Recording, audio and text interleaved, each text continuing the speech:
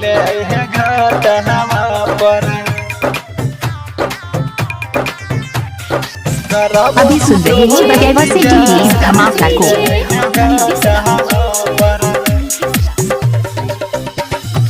मंगुरा नवादा मिले है घाट हवा पर।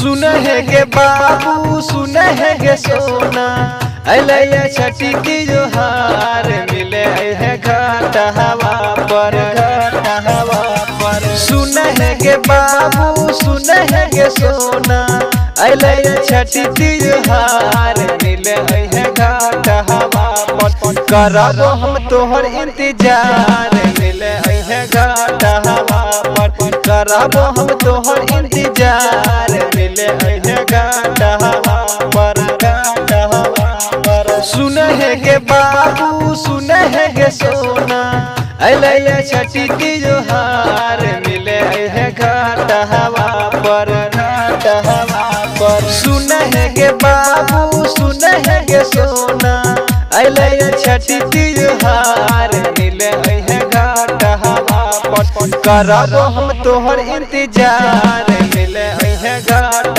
हवा पर। करबो हम तोहर इंतजार मिले है घाट हवा पर। घाट हवा पर इलाका किसी का हो धमाका दिवाकर दीवाना भाई का भी होगा। करबो हम तोहर इंतजार मिले है घाट हवा पर। मैया छठ के छे महिमा महान गे पूजे छे मैया के दुनिया जहान गे। पूजे छे मैया के दुनिया जहान गे। रखी है मोबाइल जानू चालू हरदम गे। 3 बजे भोर जई है मिला मुझे हम गे। मिला मुझे हम गे। रही है गे सोना राती भर जागल करी है हमारा से बात व्हाट्सएप चैट हवा पर। करबो हम तोहर इंतजार मिले है घाट हवा पर। करबो हम तोहर इंतजार मिले है घाट हवा पर। घाट हवा पर अभी सुन रहे दिवाकर दीवाना भाई। करबो हम तोहर इंतजार मिले है घाट हवा पर। सज धज मिले है सुन जाने आज के कह छो तोरा से तोहर गौतम राज के। कह छो तोरा से तोहर गौतम राज के।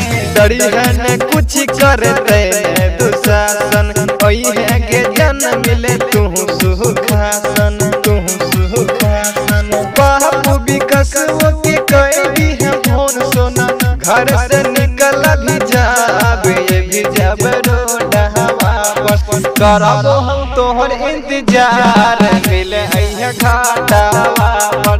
करबो हम तोहर इंतजार मिले है घाट हवा पर। मिले है घाट हवा पर। आप सुन रहे हैं दिवाकर दीवाना भाई को ग्राम बगेवा जिला मधुबनी।